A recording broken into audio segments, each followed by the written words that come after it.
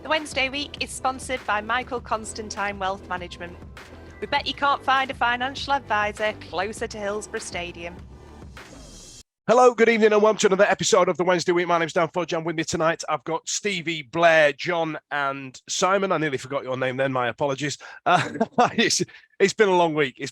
And as you can tell now, I've started to get my voice back, and the phlegm is getting a bit thicker, which means I'm on the mend, right? That means it's good, right? When the snot goes less watery. That's the thing, isn't it? I don't know.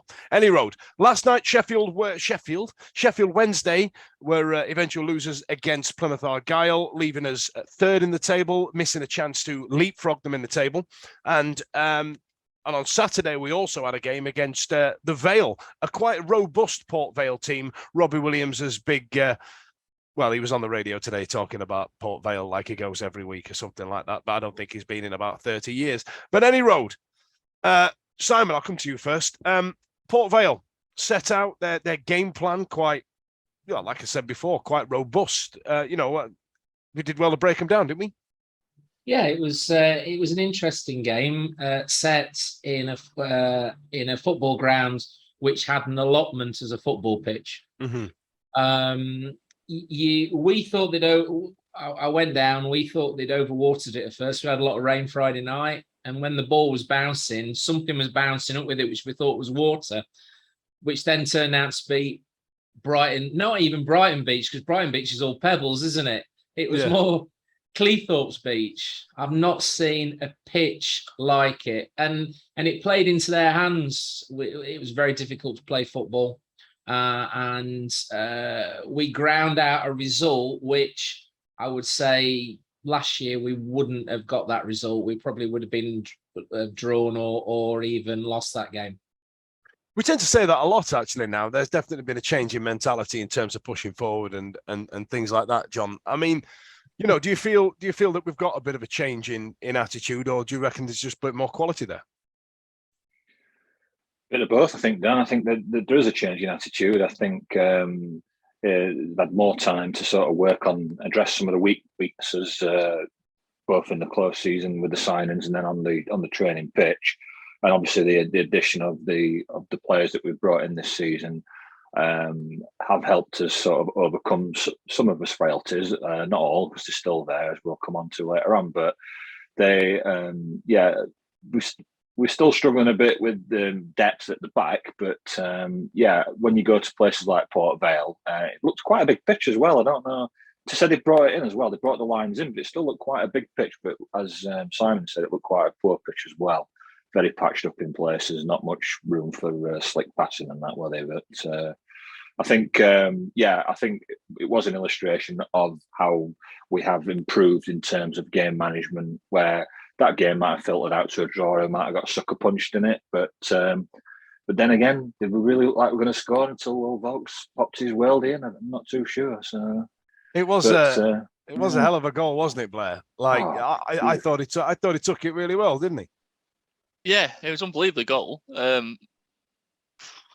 It's like I rode a challenge and hit it the first time together. It was like never seen it like it, really. And it was like what he was attempting the game before, wasn't he? Because we saw a few strikes, about 3 or 4, didn't we, in the previous game? So there was an opportunity there to try and make one count, right? It was like more of a curler, wasn't it, as well? It was like he just put his foot through it. I loved it. Proper lift, bend. It was fantastic. And the away limbs, as they say on Twitter these days, was a good sound. I think one of the best sounds I've heard all season. They proper. When you score in one of them games where you think, we can't see it coming today, it's getting frustrating. You just, that euphoria is even bigger in it. And it was a game of blocked shots all the way through. We seemed to have a lot of attempts which were blocked. And Wilkes had a shot blocked, which then I think fell to Volks. Yeah. And as it came across, because we were like, oh, fucking hell, it's another one's been blocked. And then as it was coming over, I think most of us thought it was either going wide or the keeper would get a hand to it. And it literally dropped over the keeper and went in. And it was almost like he scored. And everybody went mental. and it was shock more than anything. There is a delay, isn't there, when it hits the back of the net, and then you hear the crowd. Yeah, it didn't look goal bound. It really did not look goal bound, and we were behind the goal, and it didn't look like it was going in. And then you saw the net flutter, and it was just pandemonium. Then I do completely agree with you, though, Simon. I think last season that would have been like a Shrewsbury. yeah, They would have wound us up big time. We would have started flapping, arms would have started flapping up and stuff. Bannon would have started getting face on, and then they would have scored a corner. 100%. Getting face on. I've not heard getting face on in a while. Now, Steve, they weren't going to come back into it, were they? I mean, that was pretty much it. Once the goals gone in, there was only one team going to come out outright winners in that one, right? Yeah, I'd say so. I thought Saturday, given the game and the pitch, the circumstances and everything that's been said, I thought Saturday was outstanding.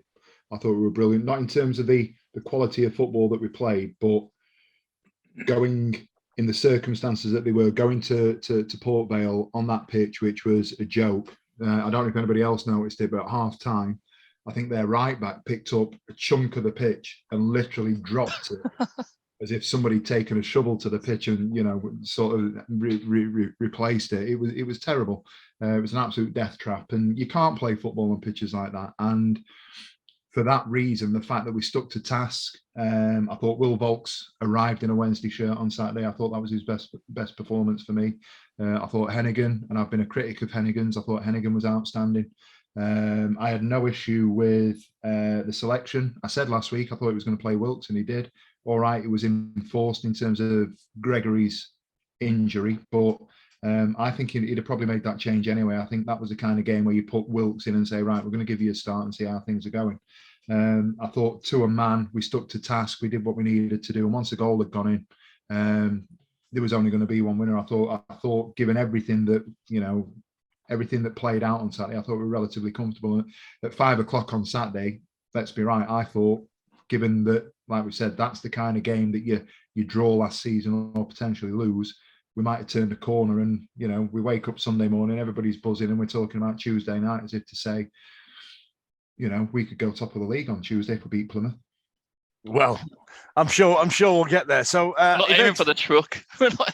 Eventually, Sheffield Wednesday came out 1-0 winners against a really difficult Port Vale team that didn't turn up to play football on that day. And I don't know if you guys are old enough to remember, but before rubber crumb was a thing when you played five-a-side football at what used to be the pits, if I remember rightly, and not Power League as it's probably called now. They used to smash it full of sand. So I can imagine the players taking their boots off and just emptying half a ton of sand on the mum's mat when they got back. I remember them days. They'd put sand down and soil down, and then gone to B&Q and bought some turf. And there was no connection between the inch of turf and underneath. There was no connection at all. So that lump that Steve was talking about, I think Marvin Johnson had sort of chucked that up at some point in a tackle, and we saw it just sort of laid there as this dirty lump. It was like your mum and dad had had the lawn laid and then never watered it during a really shitty summer. You know, it was mad. That pitch was shot. I've never seen a pitch like it. Never seen it like pitch. Even the school playing fields up at Comp are better than that, Dan.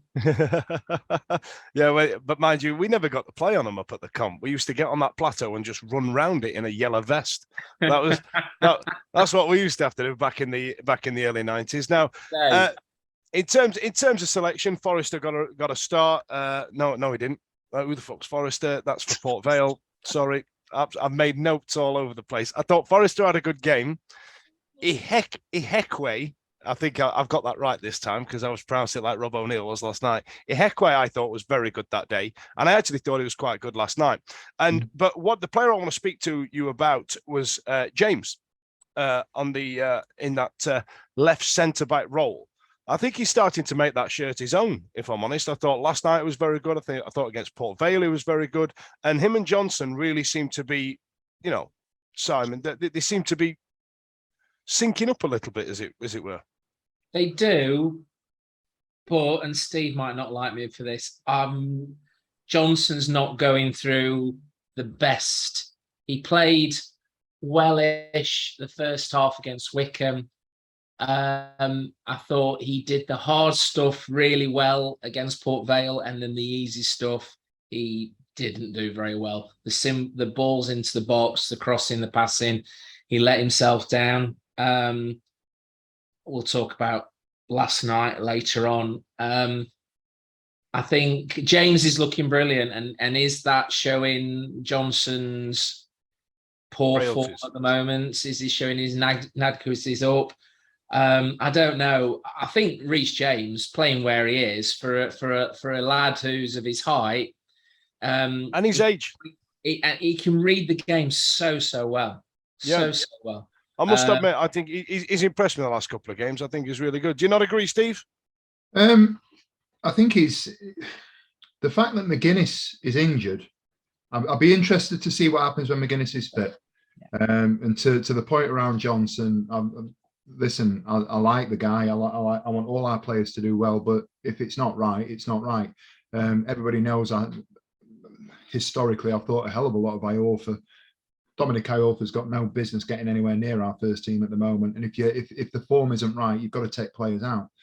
Johnson's playing at the minute in my eyes because we've got to play Reece James at left centre half. So who do we play at left centre back? At left wing back. So it'll be interesting to see when McGuinness gets fit whether or not James goes out to the left when it's not happening for Johnson, or whether Johnson keeps his place and we look at adjusting somewhere else in the back three. I would suggest, dependent on the team that we're playing against, he's probably going to play McGuinness at that left centre half, and he's going to put James out there.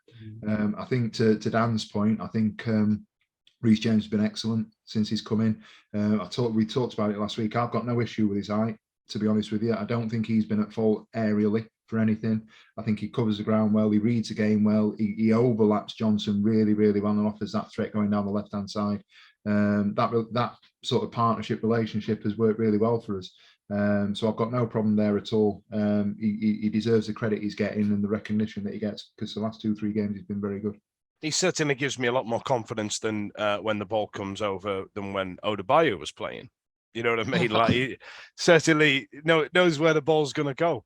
And I tell you what won us that one as well. It's that 5-4-1-2 formation that I mentioned last week that I've been rinsed out about on the internet for about a week now. I tell you what, let's move on. Let's get the Plymouth game. You know, Port Vale are what they are. We beat them, and like I did want to mention that Forrester, because he's a bit of me. He is. He's an absolute shit kicker. Like proper old school centre back. Let's just clear the lines and shout me on name and edit. You know what I mean? He was. I liked him. I was like, this lad's all right, and I'd love to see him on a decent pitch, if I'm honest. When it actually comes to playing football, that'd be absolutely lovely. But yeah, let's get to Plymouth now. I was trying to look at the lineup to see if there was any kind of massive changes that changed going in, and not really. But Backinson started, didn't he, Blair? And I don't think he actually played that badly. But there was a few people on the internet would disagree. No, I think he was possibly at fault for the first goal. You could argue that. I don't know. Didn't they just break? We broke. Yeah, they broke. Just caught us on the counter. They broke. They caught us on the counter. He cocked up before the first goal and nearly conceded. That was it. Mm-hmm.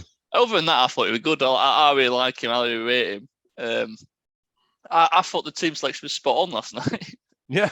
And like I said this morning, after having sleeping on it, I think that's the best we've played all season for 75 minutes. I was well impressed. Like, you know what I mean? And I thought,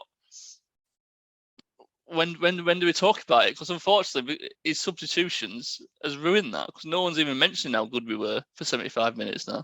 Yeah, it was Ash that mentioned in the group chat, wasn't it, John, that sort of said, it's a shame that that's the result, because no one's really going to talk about now just how good a game it was up until those substitutions that I'll come to Stevie about in a bit. But the game was really good. I must admit, it was like watching a game of tennis that first 20 minutes, wasn't it? It was great, wasn't it? It was very end-to-end, and what was pleasing about it is that they're the team that was there to be shot at. They were up there at the top, and we were like sort of, the big team coming into like a top of the table clash. And you know, the last 3 visits we've taken down there, gone down there, it's not been good, has it? We've not got anything. We've not got a sniff. Yeah. But this time felt different, and you know, we came out quick, and after conceding early, we responded really quick with Liam Palmer. Great through ball there. I can't remember who played it through now. It might have been back in Sun. I think it was back in. It was. Yeah, it was. Played it through for Palmer, and he equalised. And you know, they were like, "This is great this night. We've not, you know, we've gone behind early, but we haven't done like we've done on previous seasons. We've got back in it." And it was really end-to-end stuff, like you said. Like it was like a basketball game, up and down. And I just thought, you know, these are going to be like thereabouts. I thought we dominated that game for large periods, both first and second half. And I thought we'd have took our chances. That game should have finished 3-1, 4-2, easily to Wednesday. They were there for the taking, and they had some luck as well, didn't they? Because a couple of shots from Windness hit the post. Their keeper were turning to Buffon, the name. It was just ridiculous, you know. Same as the other guy we played earlier this season. He turned into the Morecambe keeper. Morecambe, yeah, they'll just turn into Len Yashin, don't they? All of a sudden, but they were, we should have won that game. Yashin, bloody hell! I'm showing my age now. Of all the good keepers you can pick. Yeah. Is that how he's got a picture that's black and white on FIFA Ultimate Team? So there you go. Oh, they are. Oh, you're so down with the kids, John, mate. Like I tell you what, Simon. Speaking of keepers, like Stockdale's not going to want to watch that first goal again. I mean, am I being overcritical, or did he absolutely shit the bed on that and not really, you know? It was a tale of 3 players, wasn't it? Stockdale being the last person to try and stop it. You know, there was 2 players on him, Heckway and Hennigan, I think, who both gave him time to shoot, gave him time on the ball, and then the ball in. He should have done better. Should have saved it. He's had a lot of people criticising him yesterday. The annoying thing about the goal was, I thought the break, what we broke, because they broke on our break, didn't they? Yeah.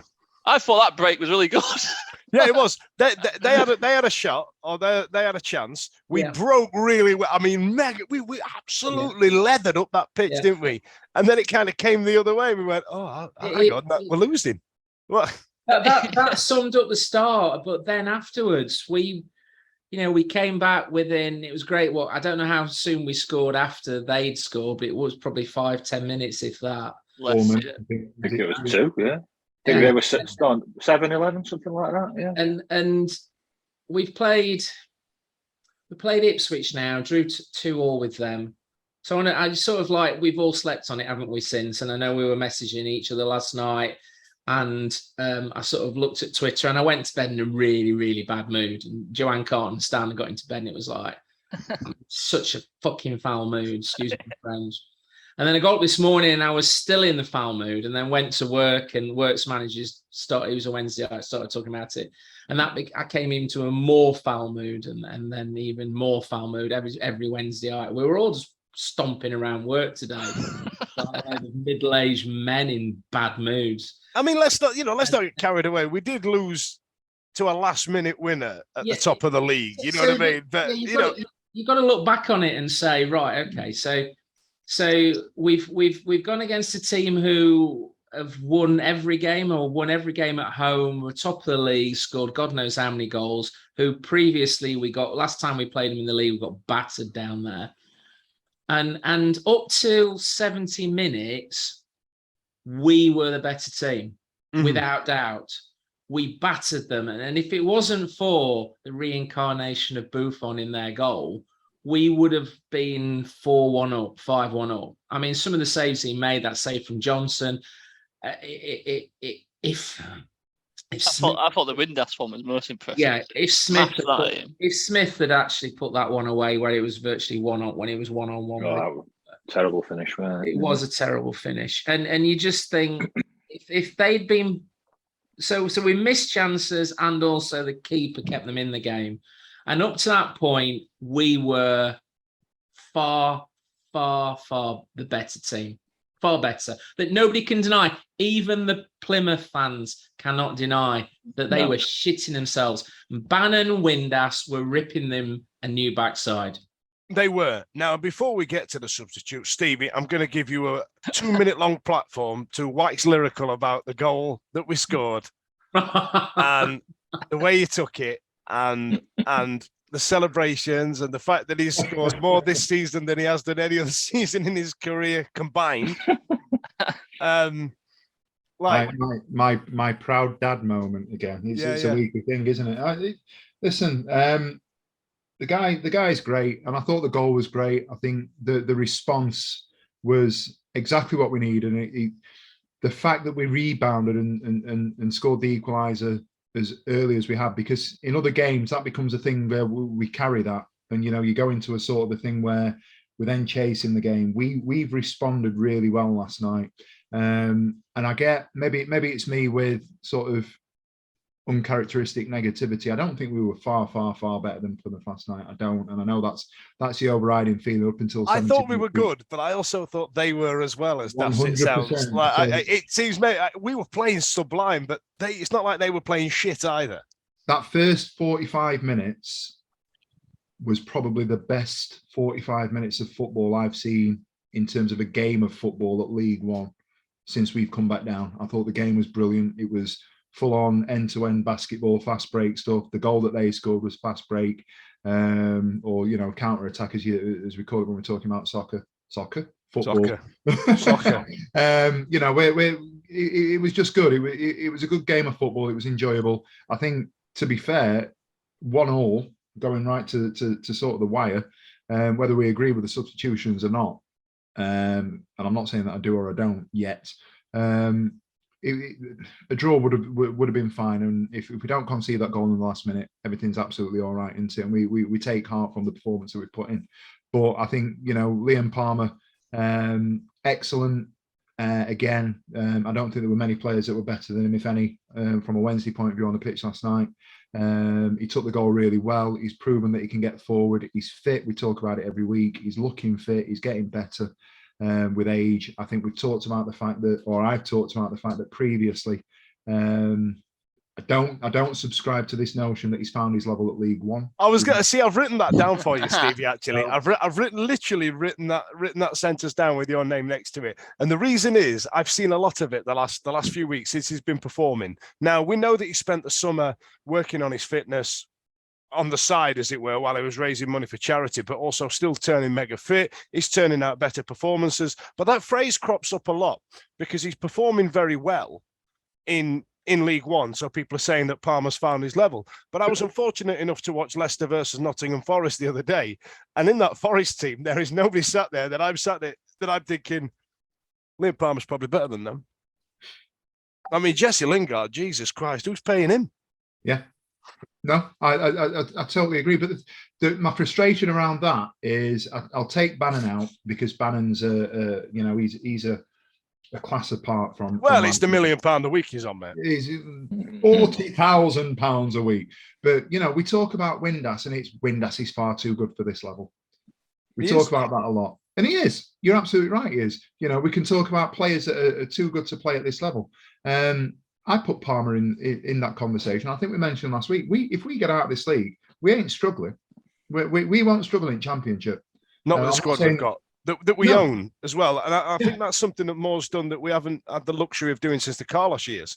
Is that we actually own these players. Yeah, but the problem is we're going to be talking about that sort of situation. That's that there. But hanging over us is the fact that we've conceded last night in the last minute because Darren Moore's made the substitution that he's made, or the substitutions that he's made, plus the fact when you look at it, and the thing that annoys me more than the substitutions, my worry, my concern, and we'll get to it if you don't mind, we'll go there now. It's not the substitutions that we've made, it's the fact that when you look at it in the cold light of day, out of the teams that we've played, with the 18 points that are available against that top 7, we've taken 5 points. That is concerning. It obviously sounds. I weren't slitting my wrists with a 2-2 draw against Ipswich. I was like, they're a good team. I'll take a draw against them. All the rest of it. Last night was a bitter pill to swallow, given how well we played. But like I said, they weren't rubbish. They are a good team in this league. They are. But we've had a couple of slips at home. Which is it Barnsley, if I remember rightly? Barnsley, drawn at Portsmouth, drawn with Ipswich. So we've dropped for 7 points again. 7 points out of 9 we've dropped there. That's the concern. The substitutions were fucking mental. Let's get there in a bit. Let's get there in a bit. But the points is the point situation is the problem. We're dropping too many points, and what it's going to create is a situation where we're looking at the teams taking points off each other at the top.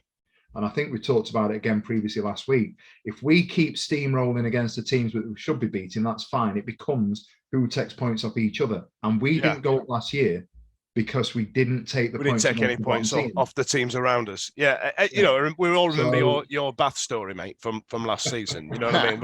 We've still got the mental picture. Now, before we get to the substitutes, John, not the visual one though. Not the visual one. Before we get the substitutes, John, I want to talk to you about Bannon.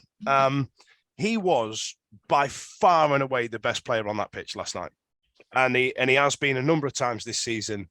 And I do like listening to the away commentary when I listen to it as well. The way they speak about him, they talk about him like he's Lionel Messi, but also a bit shit. Like, you know what I mean? Like we've paid through the nose for this guy who's been subscribed to the club for the last 8 years, and he's you know what I mean? Like we've just managed to go, whoa, really? Have we got him? But one thing that we've brought up on this show over the last few years, and I'm pretty sure we spoke about it this season, is that when Barry Bannon trusts the players around him, when he's got confidence in the players next to him, that he can play a certain type of football, and there's players showing for him, you can see he's got a great connection with Windass. And then he did that with Volks, and he had it with Byers. I've not seen that confidence in Barry Bannon, dare I say, since Kieran Lee left. Yeah, good call. Yeah, absolutely. He's thriving, isn't he? He's absolutely thriving. And he's very fit. You know, he runs all day. We all know that. So he's not slowed down. Age hasn't slowed him down. He's a bit like Palmer in a sense that he's got older, but he's got better. Mm-hmm. Now, I know we've dropped a league, but he's absolutely dominating in these games. You look at how confident he were last night in that game and how far forward he were playing. You know, when times when you used to see Bannon picking it up from his defensive back line, you'd be thinking, what's he doing down there? You know, last night it was more or less sat in the hole, wasn't it? It was just picking passes. It was just finding the passes to win Nas and getting the ball out wide. One touch passing, flicks, everything was coming off, weren't it? It was just literally like when you're playing Sunday League and an ex-pro comes and turns up, and you're like, oh, fucking hell. He's all right, isn't it? Every loose ball he picked up as well. Yeah, he did. Yeah. And he's not doing that thing that he was doing that, you know, Simon and I have had plenty of conversation about it, about players around Bannon not, you know, when we stuck him next to Pelopessi, all of a sudden we've got a Barry Bannon now that's dropping deep, and he's dropping deeper still and messing up the defense and their lines and all the rest of it. That doesn't seem to be happening anymore, because I feel he's got confidence in the players around him, which is so refreshing to see, because what we have now is, like you say, we've got that ex-pro turning up at Sunday League, absolutely making us look all daft than that.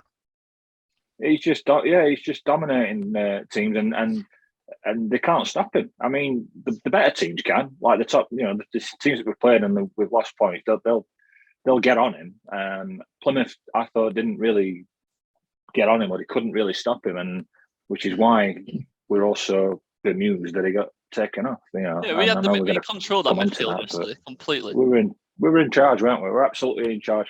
Yes, Plymouth had the moments, in particular their striker was causing us some problems. The one who Windass got his shirt. I don't know if you saw that on Instagram today.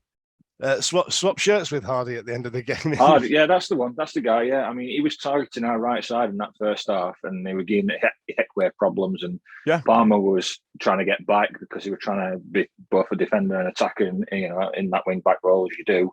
And they were targeting that. So I think that's why we brought Io for him, purely for pace, because he's not offering much else, is he, right now? I mean, when he tried to get back for their goal and he fell flat on his face, I'm like, oh, geez, you know, this guy's just not going for him, is it, right now? When I was on holiday the other day, right, and this is going to sound really weird. Has anybody seen that movie? I thought it was called Live, Die, Repeat, but it's not. It's a Tom Cruise movie. Edge of Tomorrow. Edge of Tomorrow, where he keeps replaying the same day. Because have you seen the way the aliens move in that movie? They kind of roll with their limbs flying around everywhere, kind of like a Tasmanian devil, but going forward. And that reminds me of Dominic Iorfa.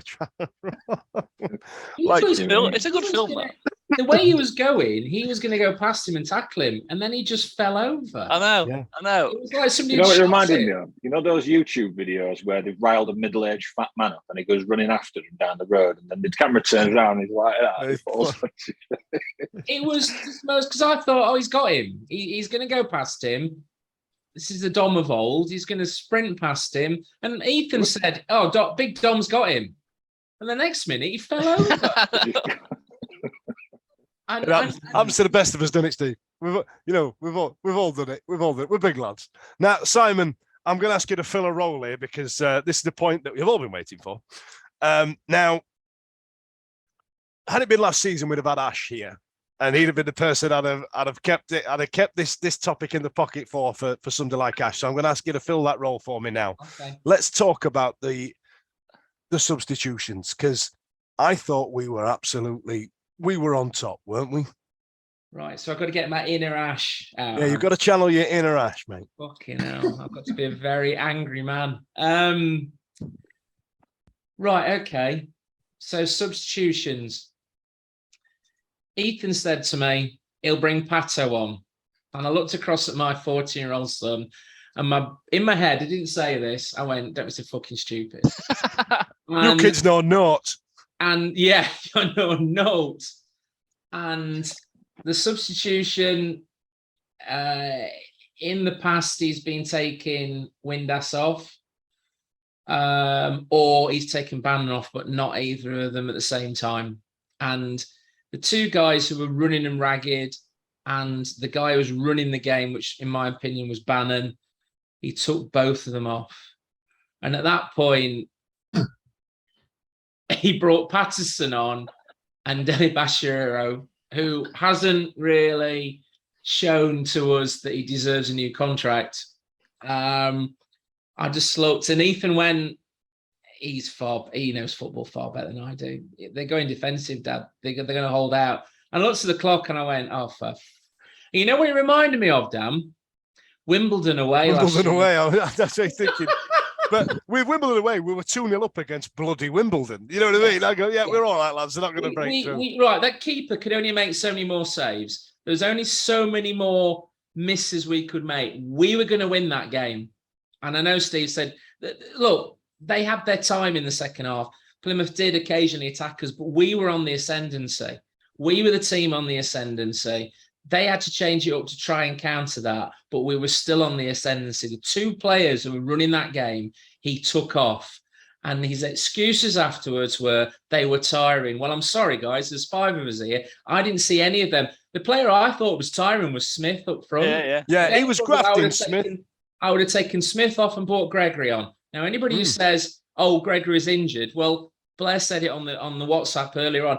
If somebody's injured, why are they on the bench?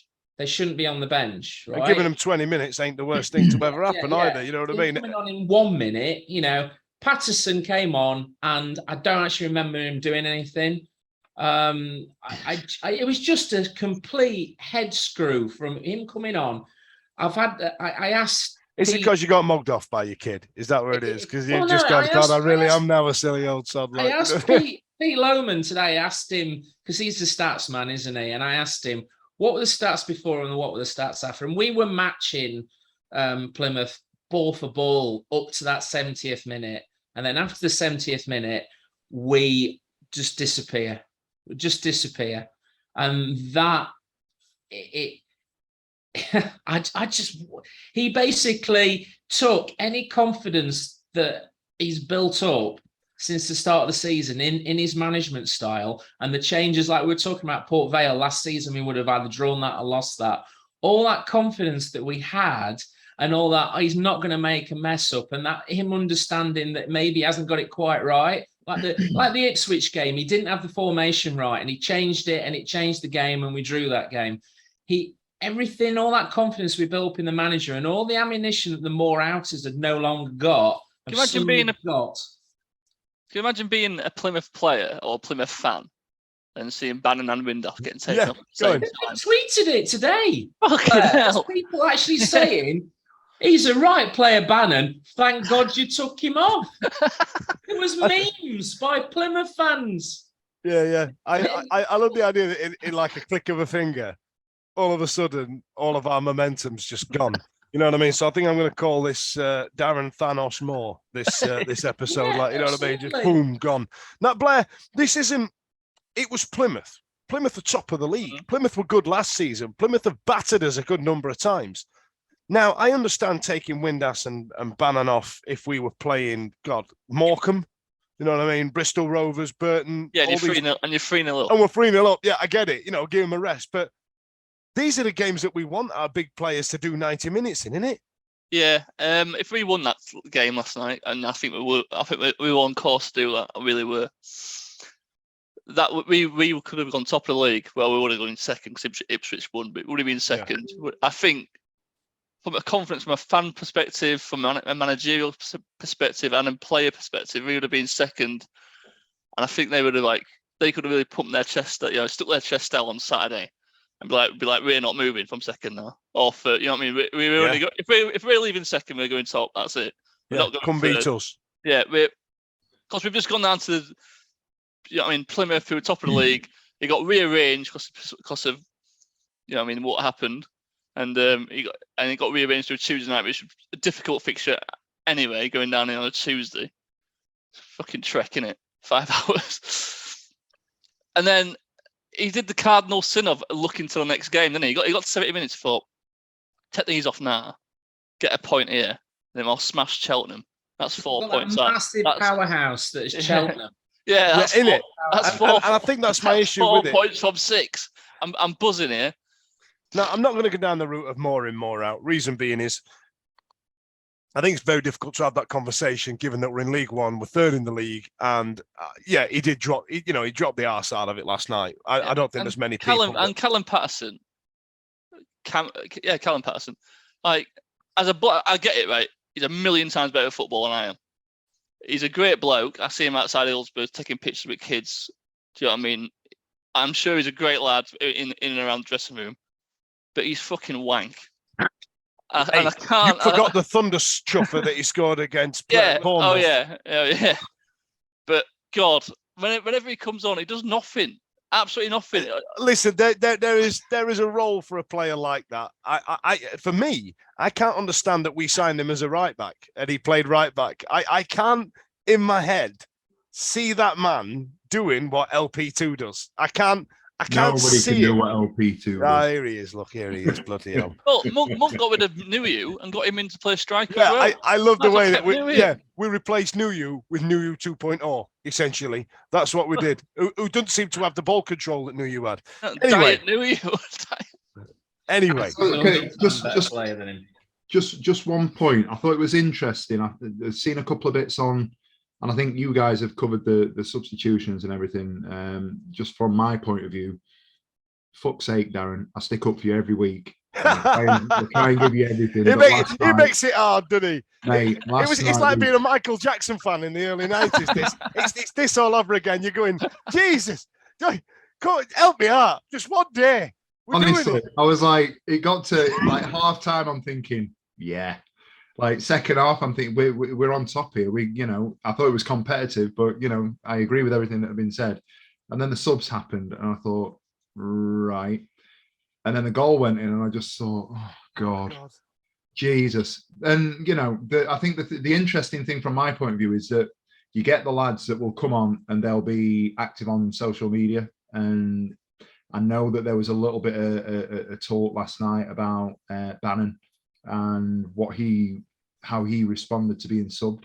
Mm-hmm. He's been very, very quiet on Twitter today. He has, hasn't he? He's still mardy about it, and rightly so. He's a winner. One retweet about the Ben Eubank fight, but as it stands at the moment at sort of 8:30, when we last checked, he's been very quiet today. What is it? What is it? Football fans say? You weren't happy, was he, when he came off? No, that's what I'm saying. I was going to ask you about that. So it's obvious that the changes that were made changed the game for the negative for Wednesday. As a football player, the guys here who played football at a fairly, I was a rugby player, was this fact is that when a manager has made a mistake like that, how do you approach? And it was night and day, wasn't it? After the 70th minute, it was night and day to the 65th minute to the 75th minute. I tell you, it's a good question. That so I don't know if you're the same, Steve. I'd if it were me, I feel have any of you guys worked in hospitality or even any job, and you have those days where they're absolutely bloody rubbish, where everything falls to shit, and you're going, oh, for God's sake, how has this happened again? Yeah. And then that's in a new job, Steve. But for me, I'll have a pint after work, and then I'll be like, oh God, I'm all right now. Tomorrow's a new day, and I can restart. I can recheck. But I think that when you what's the term? Lose the dressing room. It's when you keep making those mistakes. When those mistakes start frequently happening, then all of a sudden these players don't play for you anymore. And we had that with Josh Lukai, for example. He started making some queer decisions and playing without strikers, and you're thinking, does this guy actually know how to play this bloody game? And it's when they happen regularly. Now, if Darren Moore fucks up his substitutes again, dressing room's gone. Listen, I can't disagree with that. Yeah. I think for everything that we've talked about over the course of weeks, months, year and a half, whatever, and people saying can't get us out of the league or anything like that, last night felt to me as a Darren Moore supporter, it felt to me like the biggest bollock that he's dropped, and I mean that. That one was tangible. I think that was a tangible error. I have got no issue with. I won't subscribe to this. He gets his tactics are wrong, or he sets us up wrong. I don't subscribe to that, because we play good fucking football. We play good football. Nobody's going to tell me otherwise. We play good football in League One. We set up in a similar way to everybody else. You watch Premiership. We set up at League One level. We are Premiership light in the way that we play football. I've got no problem with that whatsoever. Last night was an absolute catastrophe. It's like, I'll tell you what it reminds me of. Sorry, John, I'll come to you in a second. I've just realised I've not spoken to you in about 10 minutes. It reminds me of, when like I say, I'm a Yorkshire expat. I've lived out of Yorkshire now for a number of years. And Blair, so have you. You've done the same, right? And there's a point where people start to know who you are and where you're from and all the rest of it. And then somebody from like Hull or Sheffield United or even Wednesday will lose their job. And what Sky Sports do is find the biggest fucking moron they can find who wears leggings as outer trousers that are far too thin. And they go and interview them. You know what I mean? And there's a point where you're like, come on, Yorkshire, don't let me down. Don't let me down. And then they'll go, so right, what do you think about the sacking of Gary Buck? Well, I think if that's all with the cuffing, I really like Gary Buck. You go, you kind of, whatever group of people that you think you belong to, when they let you down like that, that's what Stevie felt like last night. Like, you know what I mean? Like I said, I remember when Jarvis Cocker ran on stage when Michael Jackson was at the Brit Awards, and you go, shit. Brilliant. That's going to stick with us. That's going to stick with Sheffield, that, innit? That group of people that you belong to, that you identify with, let you down, and you go, oh, fuck. He's really upset me last night. But it's all right. Yeah, see, you had one up with LP2 scoring, and then we lost the game because of the substitutes you made. You're just on an equal keel now, mate. You know what I mean? You're all right. Right. I'm par. Okay, so anyway, Sheffield Wednesday were 2-1 eventual losers and missed the chance to go top, but still third, still with only a quarter of the season gone. So we don't need to do more in, more out just yet. Let's wait until we drop to about 12th. Now, Stevie, it's your turn for the game show. It's another TWW Cast game show. What's the quiz tonight, Stevie? Right. Are you ready, men? Hit me up. I have gone according to, we're going to do a game. The game is this. I want to know, on the list, there are 25 people. We are looking at the top 25 transfer fees that Sheffield Wednesday have ever paid. Oh my God. This is absolutely mint. It's actually cringeworthy now. Right. How little we've spent. How little we've spent. Right, right? Do you want me to keep score here, or are you keeping score? No, I've got it. We're gotta going to do last man standing. We're going to go around. The We haven't order got to will give be. the figure though, have we? Say again. We haven't got to give the figure No, of what you signed for. No, I have Just the got. And player. this is not Wikipedia. I've gone from Transfer Market. Transfer Market. The top 25 players that we've ever paid a transfer fee for. I'm not interested. I can tell you the fee once you've got them. I can tell you where we signed them from once you've got them. We'll go around in order. We're going to start with Fudge. We're going to go John. We're going to go Blair. We're going to go Si, because that's all on my screen. Oh, fuck. Okay. Men, contenders ready. Let me get some more gin. 1 sec. 1 sec. Right, if I'm going first, I'm going for the easy one. I'm going to go straight in. Jordan Rhodes has got to be the most expensive. Correct. It is. Jordan Rhodes, number one, according to Transfer Market, 10.53 million from Middlesbrough. Oh, God. And That that's made my why. Threw up in my testicles mouth. shrivel. And that's why we got a points reduction. Quick disclaimer. Anybody who wants to dispute prices or anybody else that's not on the list, we're going on my list that came from transfermarket.com. Mr. Spence, its word is final. Yeah. It is. So, John, over to you. Alman Abde. well, that's a good shout, that. Alman Abdi was number 9, Wow. the 9th most expensive player that we paid for. According to this, 3.24 million. Blair, I'll go for number 2, Adam Reach. correct. Adam Reach, 5.31 million. 5.3. Dr. For someone to Simon. point. For someone to point. Dr. Simon, Has he got the top 15? top 25. Top 25. 25. And who was, how much was, what did you say? Abdi. Alman Abdi. Was We had how him at much? 4 million, didn't we? But according to Transfer Market, 3.24. And where did he fit in between roads? Where was he? Which He's number? 9th. Jordan, Nine. I'll give you the numbers as they come out. I'll give you the numbers. Jordan Rhodes was number 1. Adam Reach was number 2. Alman Abdi, number 9. Bloody hell. It's a fantastic game, this Steve. I told you, didn't I? Fernando Forestieri. Fernando Forestieri. I'm going to guess about 3.5 million. 3.71. Number 6. Number 6 at 3.5 million. At Mm. 3.5 million. Jesus, we're fucking 3.7 million. Number 6. Wow. Okay. Fudgy, over The to you. reason I'm asking these prices is because if number 6 is 3.5 million, I remember distinctly paying something disgusting for Juiced Van Aken because Yeah, 4 it was, million.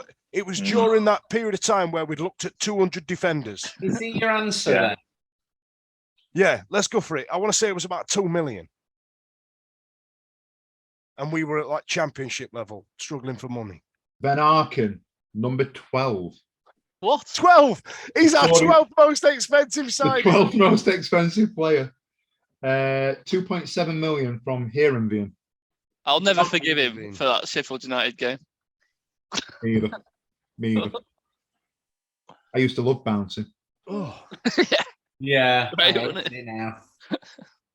John, I'm going to go with a club legend, Paolo Di Canio. no, because I think we swapped him for Reggie Blinker. Oh, 3.5 million Reggie Blinker, I thought it were, or 2.5 million Reggie Blinker. I can confirm that according to Transfer Market, Paolo Di Canio is not on the list. He's not there Oh, at wow. all. Jesus. Wow. Paolo Di Canio is not on our list of transfer fees paid. It was about 4.5 million quid though, all in all. Valued at. Yeah, Valued that, but not what we bought him for. Yeah, but- that's but- harsh. That John. Wasn't O'Donnell part of the transfer? Am I Oh, thinking? they came together, didn't they? Donnelly and O'Donnell came together. Yeah. Yeah, I Reggie thought it were Blinker Blinker in go the other way about to 3 million. Celtic. Yeah. Reggie Yeah, Blinker go the other way. Yeah, it was. We had Donnelly and O'Donnell came at the same time, and then we did a part deal with Celtic for PDC.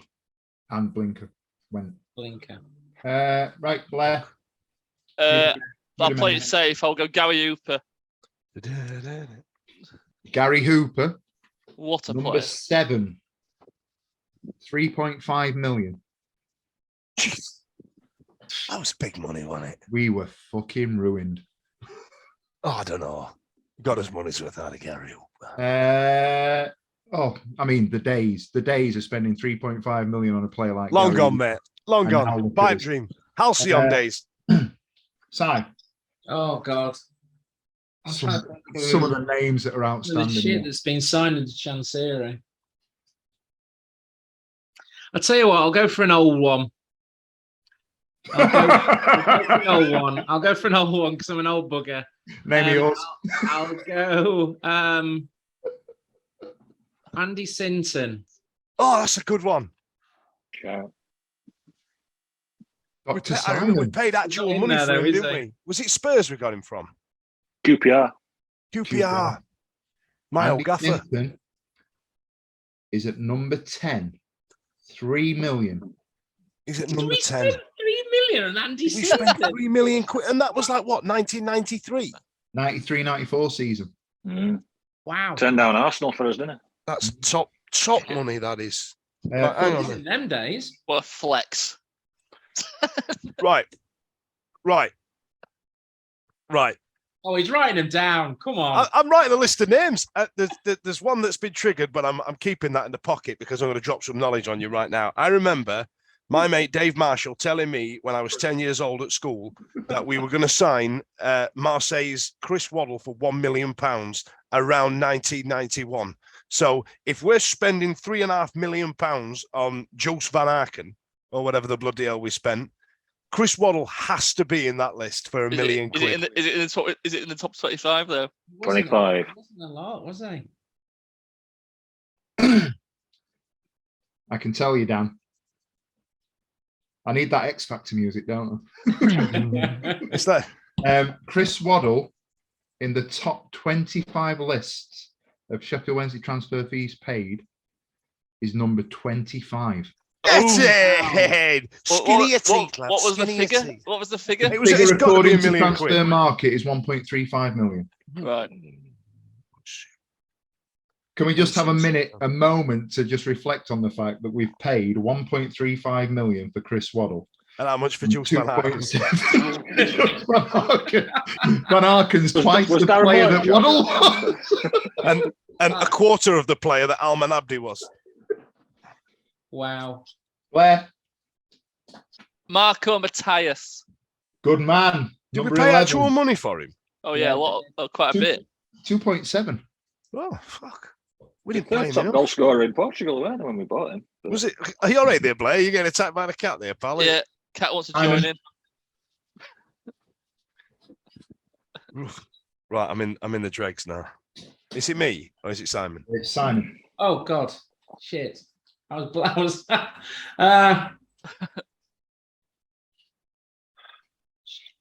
shit. Andy Booth. Oh, you prick! That's a good one. Oh, Andy Booth. 1.7 million. No. Oh, what? Andy Booth, we paid 3.5 million for. Wow. He's number 8. Wow. He could shit goals for Huddersfield before we signed him. And he Yeah. shit got to Huddersfield after he went as well. Yeah. That, Like when I Jordan was a kid, I used to love shouting "Booth" though. He's the 1990s version of Sam Winnell. Yeah. Dan, Oh, no. I'm going to play it safe, but the problem is it's going to let somebody else in, and I kind of want to shithouse my way to a win here. But I'm going to do it because earlier on, one of you mentioned Heerenveen, and I'm pretty sure that's where we got Gerald Sebon from. oh, I'm keeping that in my back pocket. That. okay. Gerald Sibon Right? didn't get him from Heerenveen. We got him from Ajax. Did we sell him to Heerenveen? I think we sold him 2, and he ended up playing Champions League football. That's right, with the hearts. course he did. It's a Sheffield Wednesday kit with hearts on it, isn't it? Yeah. He was number 13, 2.7. Oh, I'll get him. Blair, Lucas Zhao. Lucas Jam, number 17, 2.5. Simon,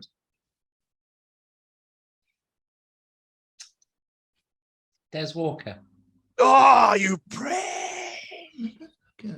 Des Walker, number 15, 2.7. I thought he was half the price of that. I thought we'd sign him for a lot less. All right, I'm going to go. Well, nobody took my lead, so I'm going to go with Gilles de Vilder.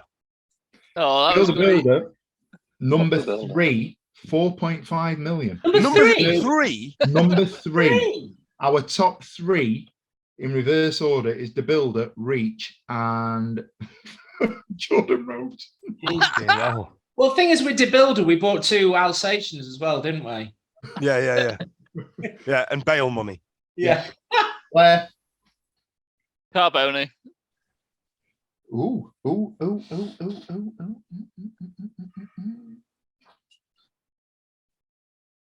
If they paid less than £1 million for him, I'll be fucking. Carboni is not on the list. Oh my god. Never. Is he not?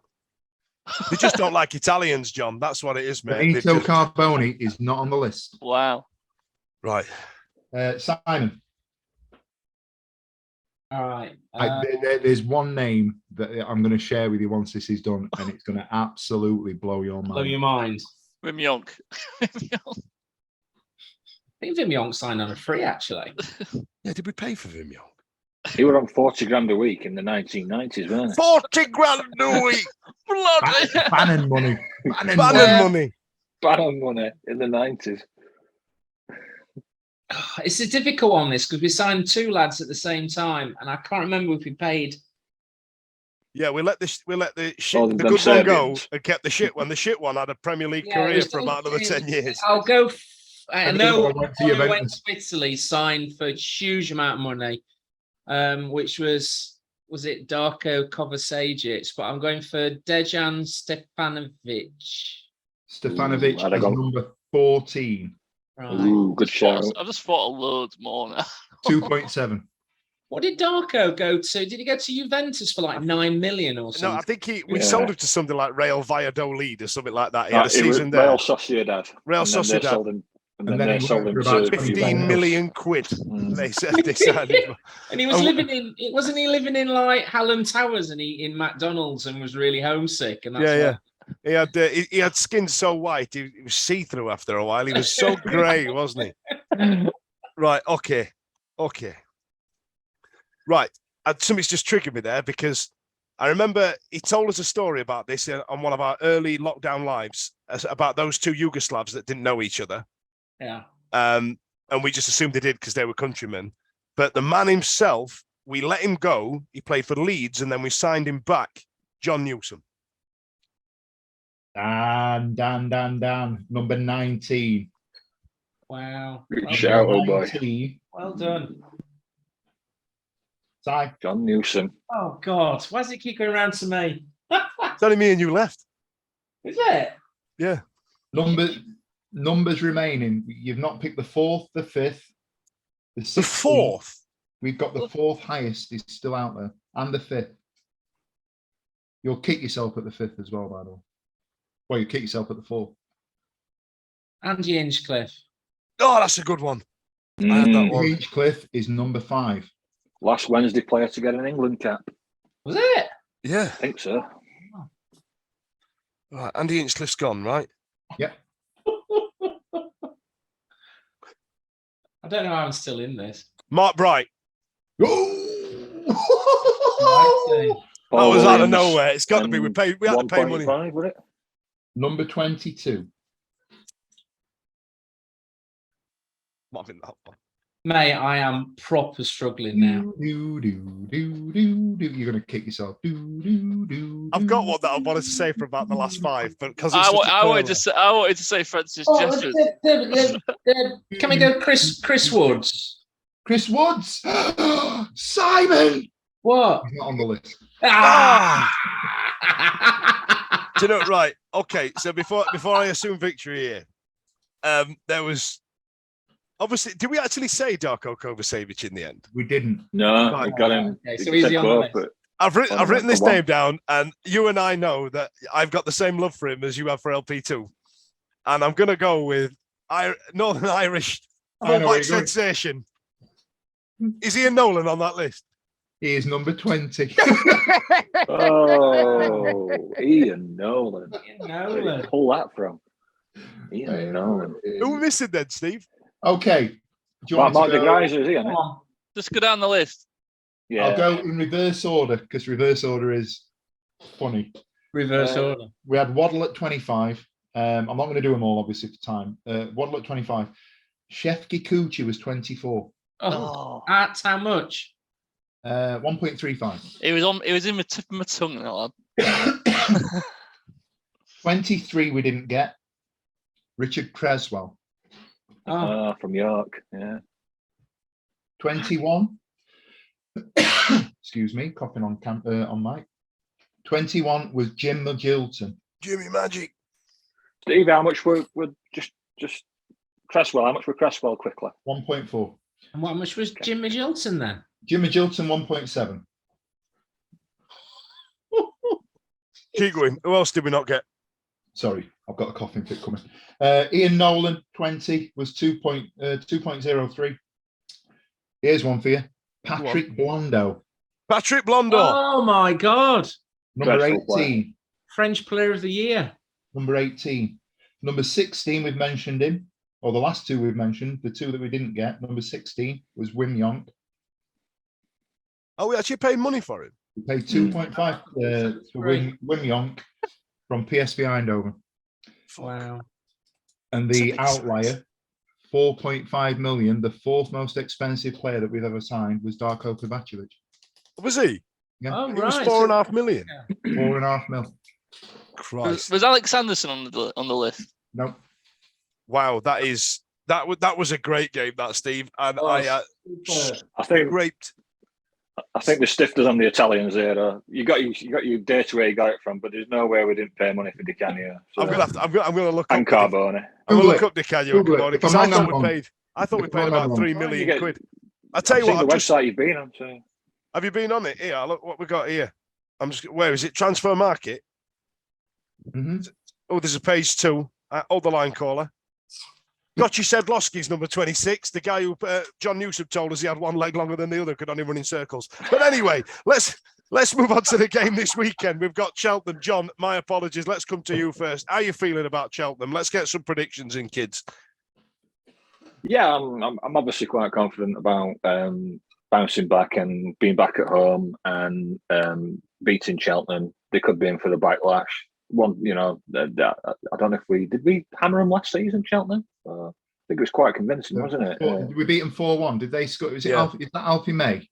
That's the one. Yeah, we beat them 4-1. He's missing as well, isn't he? This weekend. So their best players out. So away though. So yeah, well, yeah. So yeah, I'm confident of beating them. I think there might be a bit of a backlash. I'm going to go 4-0. Jesus, 4-0 from John. Simon. 2-0 Wednesday. 2-0 Wednesday from Simon. Stevie. It's going to be horrible. It's going to be horrible. It's going to be less than 20,000 there because everybody's got tit on. There's going to be people moaning first time Bannon kicks it out of play. We're going to be moaning that we're not playing Myton, Wilkes, fucking Gregory, Smith, Volk, all of them. Iorfa's going to be in squad. People are going to moan about that. You know, Darren Moore's broke. Darren Moore's going to play. People are going to be banging on about Reece James only being 5'9". Ben Hennigan's got 50 pence head. Yeah. No. You have a time machine, right. Stevie. Is that? We'll be all right. I think comfortable win. We need to respond. We've got to respond in all seriousness. We have to have a response because these are the games now. If the tide is going to stay with us, having lost the last night, he's got to go out there and put in a performance, and we've got to go on a run now because we've got a comfortable sort of on paper, a comfortable couple of months coming up. We've got to go out there and put a statement out, and I think we need to start battering teams like this. 3-0. 3-0. And Blair? Yeah, I mean, listen, with the highest goal scorers at home in 2022, I'm going on Saturday. So they better fucking score some goals. so, I'm saying 3-0 Wednesday. 3-0. I'm going to go for, I think we'll concede. I'm going to go for another 4-1. I'm feeling bulletproof. Okay. So listen, Stevie, great game. On the day that I've just realised that we paid more money for Royce Wiggins than we did for Michail Antonio. Thanks a lot for joining us on the Wednesday week. I'll see you next time. See you later. The Wednesday week is sponsored by Michael Constantine Wealth Management. We bet you can't find a financial advisor closer to Hillsborough Stadium.